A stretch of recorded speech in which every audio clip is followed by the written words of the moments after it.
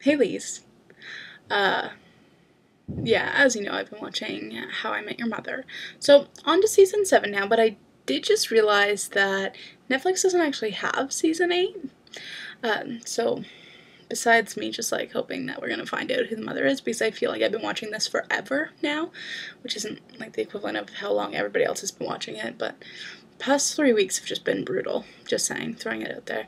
But today I actually watched an episode where Lily says something along the lines of, whenever you're sick, you're supposed to say that you're under the weather, which is fun because then I went into work and, obviously, told my boss that I wasn't feeling well because I had a kidney infection.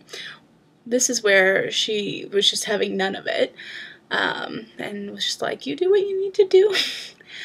So I went home, obviously, but when I got home, because I think, you know what I think did it, is the fact that I decided, while not feeling well, to still continue to bike to work and then bike home. What? Because that's a good idea, regardless. So yeah, so I attribute a lot of my not feeling well to the fact that I biked while I was sick, not 6.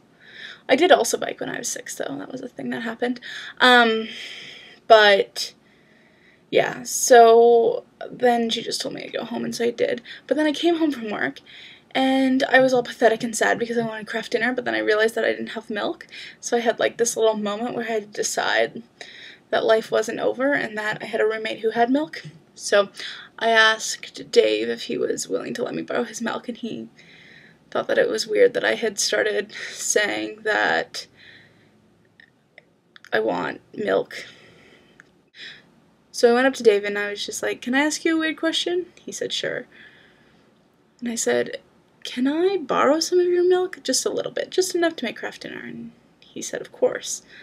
So I said, great, thanks. And he said, I thought you were going to ask a weird question. I thought you were going to ask me if the big black dildo was mine.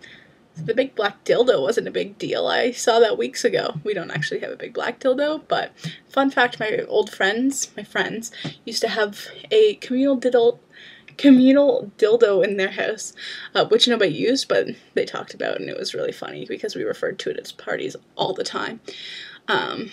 It wasn't black, though. I don't actually know if I ever saw it, but it existed, and I think that you're probably just better off knowing that it existed and not knowing any of the details. I think realistically, that's probably why my mind is blocked out a lot of that stuff anyway.